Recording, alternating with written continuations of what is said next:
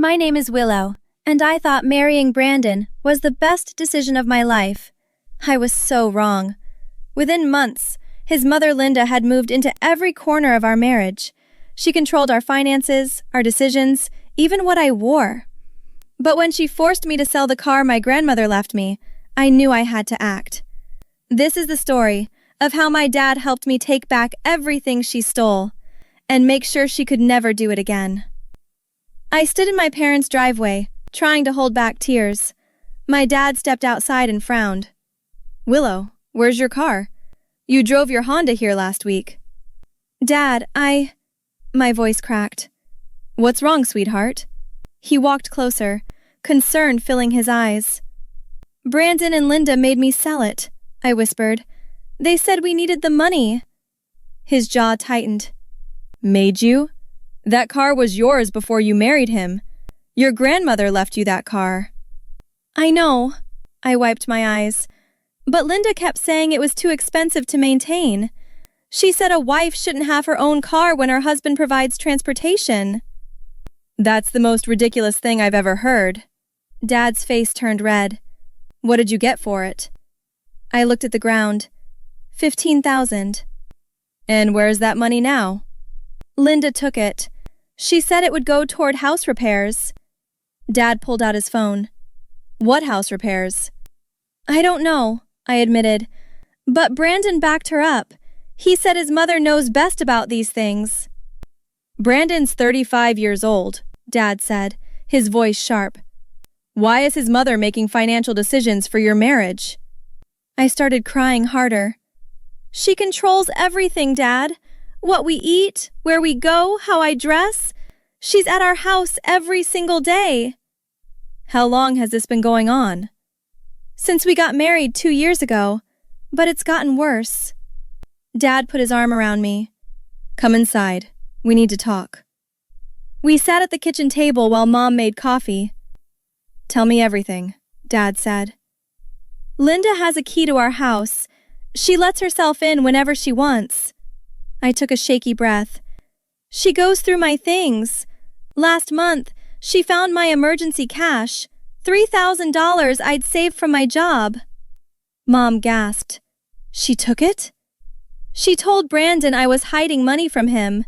She said good wives don't keep secrets." "What did Brandon say?" Dad asked. "He believed her. He always believes her." I clenched my fists.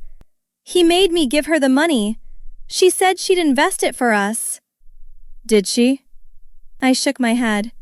"She bought herself a new living room set." Dad stood up and started pacing. "This is financial abuse, Willow. You know that, right?" "I tried talking to Brandon. He said I'm being ungrateful, that his mother raised him alone and deserves respect." "Respect doesn't mean stealing from your daughter-in-law," Mom said firmly. "What else has she taken?" "My jewelry. The pieces Grandma left me." Fresh tears fell. "Linda said they were too valuable to keep in our house. She'd keep them safe." "And Brandon allowed this?" Dad's voice rose. "He said I was being materialistic, that his mother would never steal from family." Dad grabbed his phone again. "I'm calling Jack Rodriguez. He's the best divorce attorney in the state." My head snapped up. "Dad, I can't afford—" "You're not paying for it. I am." He dialed. "You're getting out of this marriage, and you're getting everything back." 3 days later, I sat in Attorney Rodriguez's office. "Tell me everything from the beginning," he said, opening his notepad. I walked through the whole story: the car, the cash, the jewelry, Linda's daily intrusions. "Do you have any proof?" he asked. "I have the bill of sale for my car. It shows I owned it before marriage." "Good. What else?" "Text messages. Linda texts me constantly with demands and criticism." Attorney Rodriguez smiled. "Save all of those. What about bank statements?" "I can access our joint account online." "Do it today. Download everything from the past 2 years." He leaned forward. "I also need you to document Linda's visits. Start a journal with dates and times. She's there every day, I said. Even better. Do you have witnesses? I thought for a moment. Our neighbor, Mrs. Patterson. She's mentioned seeing Linda's car there constantly. We'll subpoena her if needed. He made notes. Now, about your belongings, the jewelry specifically. Do you have photos or documentation? My grandmother's will. It lists every piece. Perfect. He tapped his pen. Here's what we're going to do. You're filing for divorce on grounds of financial abuse and emotional cruelty. My heart raced. Brandon will fight me. Let him try. Attorney Rodriguez's eyes were steel. We're also going after Linda for theft and conversion of property. Can we do that? Absolutely. She took items that belonged solely to you. That's theft. He pulled out papers. I need you to make a complete inventory of everything Linda has taken or controlled. I spent an hour writing everything down. This is extensive, he said, reviewing the list. I'm filing an emergency motion to freeze your joint accounts. We can't let them drain everything. They'll know I'm planning something. Good, he stood. Let them panic. Panicked people make mistakes. The next week I moved back to my parents' house while Brandon was at work. He called 15 minutes after he got home. Willow, where are you? I'm leaving you, Brandon. What? You can't just… I already did. Check your email. You've been served. Mom said you were being weird lately. His voice turned angry. She warned me you might pull something like this. Of course she did. You're not taking anything from this marriage, he threatened. My lawyer will bury you. I don't want anything from the marriage. I want what was mine before I met you. Linda grabbed the phone. You ungrateful little brat. After everything I've done for you. You mean everything you've stolen from me? I kept my voice calm. I was protecting those items. You're too irresponsible. Save it for the judge, Linda. I hung up and blocked their numbers. Attorney Rodriguez called the next day. They hired Cameron Walsh. He's a shark, but he's sloppy. Is that good for us? Very good. Walsh relies on intimidation. He hates actual courtroom work. He chuckled. I have a meeting scheduled with him tomorrow. Want to hear something interesting? What? I did some digging on Linda. She pulled this same stunt with Brandon's first wife. I sat up straight. Brandon was married before? For 8 months. His ex-wife filed for divorce citing Linda's interference. Linda apparently convinced Brandon his wife was cheating. Was she? No, but by the time the truth came out, the damage was done. He paused. The ex-wife moved out of state and didn't fight for anything, just wanted out. Linda's done this before, I whispered, and she'll keep doing it until someone stops her. That someone is us. The mediation session was tense. Brandon sat with his mother on one side and Walsh on the other. Let's start with assets, Walsh said, shuffling papers. Attorney Rodriguez smiled. My client isn't interested in marital assets. She wants the return of property stolen from her. Stolen is a strong word, Walsh said dismissively. It's the accurate word. Rodriguez slid a folder across the table. Mrs. Linda Hayes is in possession of jewelry valued at $48,000. Said jewelry was bequeathed to my client by her grandmother. Linda's face went white. The car sold for $15,000. That money went directly to Mrs. Hayes. Rodriguez continued. There's also $3,000 in cash and numerous other items detailed in this inventory. Walsh flipped through the pages, his confidence fading. This is absurd, Linda snapped. I was keeping those things safe. Then you won't mind returning them, Rodriguez said smoothly. Brandon leaned forward. Willow, be reasonable. We can work this out. No, we can't. I love you. I know Mom can be intense, but… But what, Brandon? I looked him in the eye. You chose her over me every single time. She's my mother. And I was your wife. Past tense. Linda stood up. You don't deserve my son. I knew from the start you were only after money. Sit down, Mrs. Hayes, Attorney Rodriguez said coldly. You're not a party to this divorce. Walsh pulled her back into her chair. My client is willing to be generous, Rodriguez said. Return all property listed in the inventory within 7 days, and we won't press criminal charges. Criminal charges? Brandon's voice cracked. Theft, conversion of property, fraud. Rodriguez ticked them off. Your mother committed crimes, Mr. Hayes. Walsh cleared his throat. My clients need time to consider.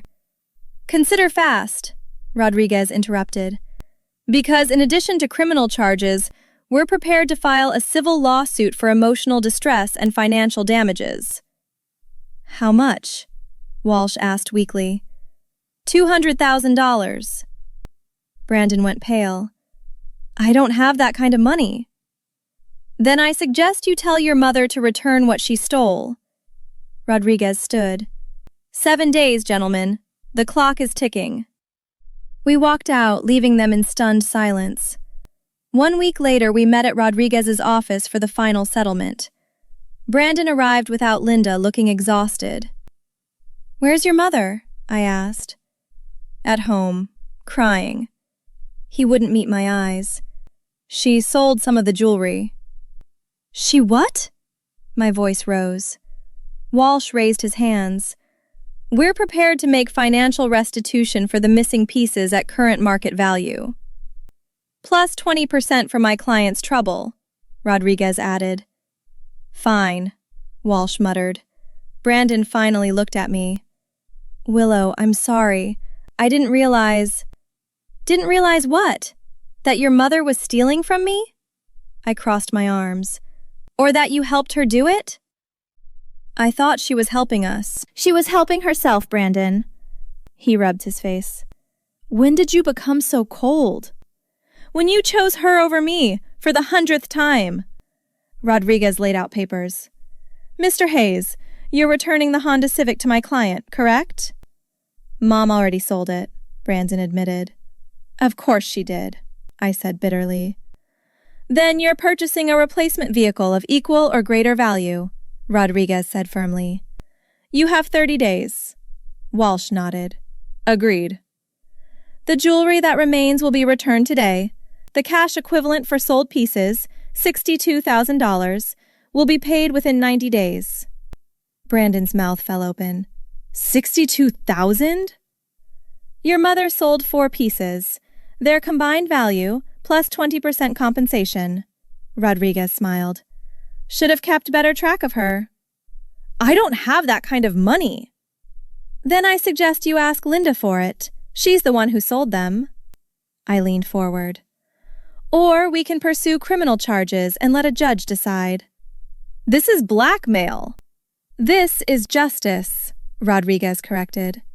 Sign the agreement or face prosecution. Your choice. Brandon grabbed the pen and signed with shaking hands.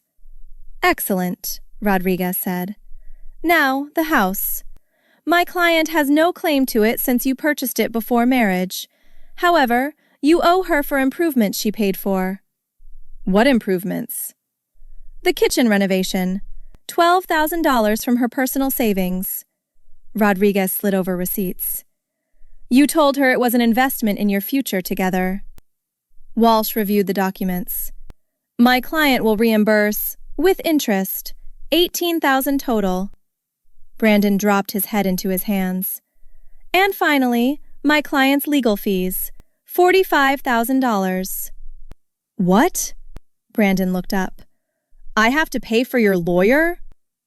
You and your mother created this situation, I said. You can pay to fix it. I'll be broke. You should have thought about that before you let Linda steal from me. Rodriguez stacked the papers. Total amount owed to my client, $125,000, plus a replacement vehicle. Payment schedule is outlined in the agreement. Brandon stared at the numbers. Mom promised she was investing that money. She said She lied, I interrupted. And you believed her instead of your wife. I'll have to sell the house. That's not my problem anymore. Walsh whispered something to Brandon, who nodded miserably. We accept the terms, Walsh said. Rodriguez handed me a box. Your jewelry, Mrs. Hayes. Or should I say, Miss Parker? Miss Parker sounds perfect. I opened the box and checked each piece against my list. Brandon watched me. I really did love you, Willow. If that was love, I'm glad it's over. Mom's going to be furious. Again, not my problem. I stood up. But you might want to consider why every woman in your life runs away from her. His face crumpled. She's all I have now. You chose that. Every single day, you chose that. Rodriguez handed me the signed agreement. It's done. You're free. I walked to the door and turned back. Good luck with Linda, Brandon. You're going to need it. 2 months later, Dad and I stood in my new apartment parking lot. The Honda looks good, he said, admiring my replacement car. Better than the old one. Brandon had to buy me the upgraded model, I smiled. His lawyer insisted. And the money? First payment cleared yesterday. I'm putting it toward my business. Dad hugged me. I'm proud of you, sweetheart. I learned from the best. I looked at my new car, my jewelry box safely inside my apartment. Linda tried calling me last week. What did she want? To apologize and explain why she needed the money, I shrugged. I didn't answer. Good. My phone buzzed with a text from attorney Rodriguez. Brandon filed for bankruptcy. Linda's being sued by his ex-wife, too. Thought you'd want to know. Karma works fast. Not karma, justice. I unlocked my car. I just did what you taught me. Stand up for myself and don't back down. Some people think revenge means getting even, but real justice is taking back what's yours and making sure they can never hurt you again. Have you ever had to fight someone who used family bonds to manipulate and steal from you? What would you have done in my situation? Like and subscribe for more stories about people who refused to be victims and fought back the right way.